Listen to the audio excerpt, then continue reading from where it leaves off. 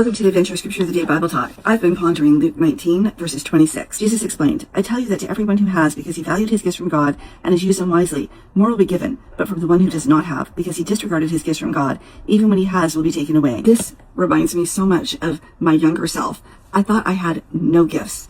I wasn't good at singing. I wasn't great at learning languages. I couldn't draw. Didn't get good grades. I danced, but wildly. I wasn't organized. Did not do sports very well either. I loved cheer, but it wasn't even considered a sport. I loved talking to people, connecting with them, learning about them. But this was seen as more of a nuisance in school than a gift. I loved writing, especially poetry, but my poetry was sad and dark and not uplifting at all. All the things that were valued in my school and in my family were things that I wasn't gifted in, or at least I hadn't discovered it yet. And one day I was complaining to my mom and crying about it. She wanted to help me, but she was committed to being honest, sometimes brutally so. But bless her heart, she tried. And she didn't know what to say to me because she didn't see any gifts that I had either.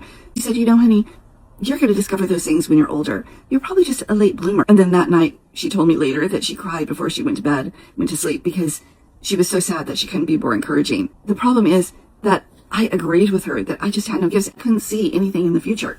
She could see a future and a hope for me, but I couldn't. I gave up before I ever even began. I didn't see any gifts, so I didn't try anything. And one day, after I became a Christian, I was lamenting to God, why didn't he give me any gifts? And he led me to 1 Peter 4:10, which says, just as each one of you has received a special gift, a spiritual talent, an ability graciously given by God, employ it in serving one another as is appropriate for good stewards of God's multifaceted grace, faithfully using the diverse varied gifts and abilities granted to Christians by God's unmerited favor. And I was upset. I was like, God, you're telling me to use these gifts, but I don't have any. That seems pretty unfair. And then I heard in my spirit something that I wrote down and I'm going to read to you. You're upset because you think that I shafted you when I was handing out gifts. You're jealous of those that it seems I've gifted abundantly, but you have tossed aside the gifts that I've given you, treated them as though they are nothing, of no value or import. If you don't know what your gifts are, ask me and I will show you. Do not discount gifts that seem small, because I will help you develop them into more. Learn and grow in those gifts so that you can help others and glorify them. Ask me to bring teachers and mentors. Read books, listen to speakers, read scripture. Own the gifts I've given you rather than denying them out of false humility. That false humility robs others from receiving what they need that you have to give.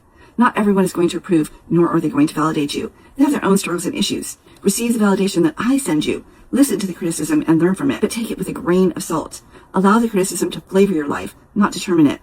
Accept and receive the positive and encouraging words people say to you. The thing is that I had gifts. They weren't viable at the time. Some things were wrong. I needed to grow in them. But I thought that I had to be great right away, or I wasn't gifted. I didn't understand the idea of a learning curve.